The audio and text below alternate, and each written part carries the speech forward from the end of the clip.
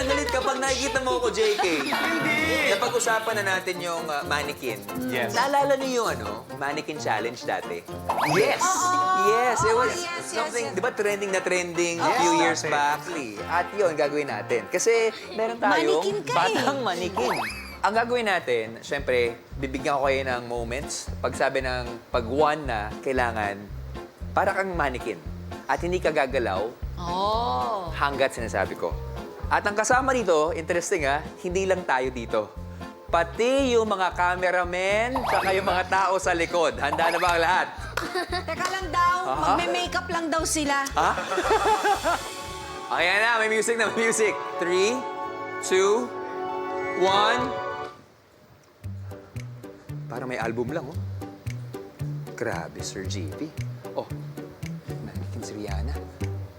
Di siya gumagalaw. Ito, napakaganda. Okay? Serena. Kakasabi lang di gumagalaw, gumala bigla. Yan! Ito parang walang ka-effort. Lagyan natin ng effort. Bababain natin ng konti. Baba pa na konti. Yan! Alam mo, ganyan tsura. Parang nasa toilet lang. Tingnan natin. Ito. Ay. Bigay na bigay. R2K album yan eh. Natatakot lang ako kung i-zoom out ko, isarado lang natin ng konti. Yan. Napakaganda. Masakit, Rowie.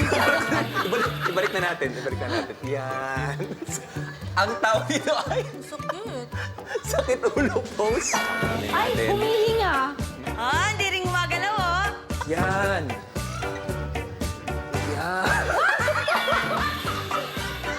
Yan ang tsura, Alright, and stop! Galaw na. Wala, hindi yata narinig ni Angeline na stop. Huwag kayo nakikialam kasi. Nakatulog ako. Sorry, nakatulog. Nakatulog ako, Miss Red. Sorry. Goldfish? Nakatuo, sanay ako sa tubig eh.